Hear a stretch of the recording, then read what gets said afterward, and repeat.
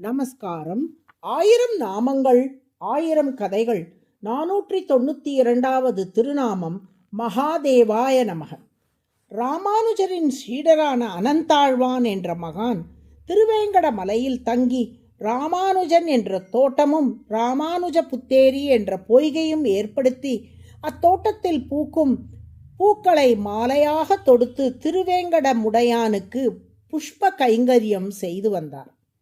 ஒரு நாள் இரவு அனந்தாழ்வானின் தோட்டத்துக்குள் ஒரு தம்பதியர் நுழைந்தார்கள். அந்த கணவன் தோட்டத்தில் உள்ள பூக்களை கொய்து அவற்றை தனது மனைவியின் மீது வீசி விளையாடினான். சத்தம் கேட்டு எழுந்து வந்த அனந்தாழ்வான் இப்படி ஒரு தம்பதியர் பெருமாளுக்கு என்று உள்ள பூக்களை கொய்து விளையாடுவதைக் கண்டு கோபமுற்றார். அவர்களை பிடிக்க முயன்ற போது கணவன் தப்பித்து ஓடிவிட்டான். மனைவியை பிடித்து அங்கிருந்த ஒரு சம்பங்கி மரத்தில் கட்டி வைத்தார் அனந்தாழ்வான். உன்னை மீட்டு செல்ல உன் கணவன் வருவான் அல்லவா, அவன் வரும்போது அவனை கவனித்துக் கொள்ளுகிறேன் என்று சொல்லி அந்த மரத்தின் எதிரிலேயே ஒரு பாறை மேல் அமர்ந்து கொண்டார் அனந்தாழ்வான். இரவு முழுவதும் அந்த இளைஞனின் வருகைக்காக அனந்தாழ்வான் காத்திருந்தும் மனைவியை காப்பதற்காக அவன் வருவதாக தெரியவில்லை. அந்த பெண்ணும் அனந்தாழ்வானிடம், சுவாமி, உங்களை பார்த்தால் என் தந்தையைப் போல் இருக்கிறீர்கள், தயவு செய்து என்னை விட்டு விடுங்கள் என்று கெஞ்சினாள். அனந்தாழ்வானோ, நீங்கள் செய்தது எவ்வளவு பெரிய தவறு என்று உங்களுக்கு தெரியவில்லை? இந்த மலையில் பூக்கும் அனைத்து பூக்களும் பெருமாளுக்கு மட்டுமே. ஆனால் அந்த பூக்களை கொய்து மானிடர்களான நீங்கள் இருவரும் விளையாடி இருக்கிறீர்கள். இது எவ்வளவு பெரிய குற்றம் தெரியுமா? உன் கணவன் வரட்டும், நான் பேசிக்கொள்கிறேன் என்று கோபத்துடன் சொன்னார்.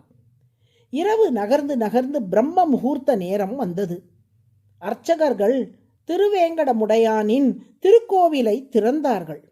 கருவறையை திறந்தால் மலையப்பனின் மார்பை அலங்கரிக்கும் மகாலட்சுமியை காணவில்லை. அடடா, அகலகில்லேன் இறையும் என்று அலர்மேல் மங்கை உரை மார்பனின் மார்பில் அலர்மேல் மங்கை அகன்று விட்டாளே, என்ன ஆனதோ என்று எல்லோரும் திகைத்து போனார்கள். அப்போது திருவேங்கடமுடையானே வாய் திறந்து, அலர்மேல் மங்கை நாச்சியார் அனந்தாழ்வானின் தோட்டத்தில் இருக்கிறாள்.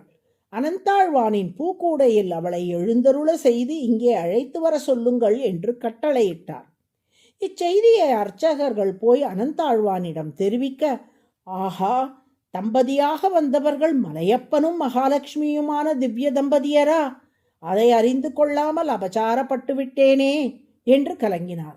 பக்தனின் கட்டை அவிழ்த்து கொள்ள முடியாதவள் போல் கட்டுண்டு கிடந்த மகாலட்சுமியை அவிழ்த்து விட்டார். பெருமாளின் நியமனப்படி அலர்மேல் மங்கை தாயாரை தன் பூக்கூடையில் அமர வைத்து அவளை தலைமேல் சுமந்து கொண்டு பெருமாளின் கருவறை நோக்கி நடந்தார் அனந்தாழ்வான். வாரும் மாமனாரே என்று அனந்தாழ்வானை வரவேற்றான் மலையப்பன். நாச்சியார் உம்மை தந்தை என்று நேற்றிரவு அழைத்தாள் அல்லவா, அதனால் இன்று முதல் நீர் எனக்கு மாமனார் ஆவீர் என்று திருவாய் மலர்ந்தருளினான் மலையப்பன்.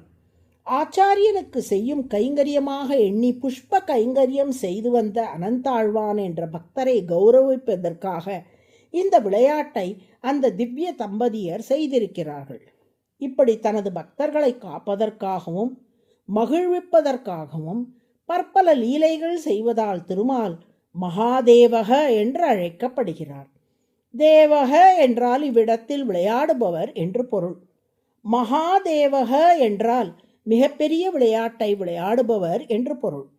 தோட்டத்தில் பூ கொய்வது தொடங்கி உலகை படைத்தல், காத்தல், அழித்தல் போன்ற அத்தனை செயல்களையும் விளையாட்டு போல் அனாயாசமாக செய்ய வல்லவர் திருமால்.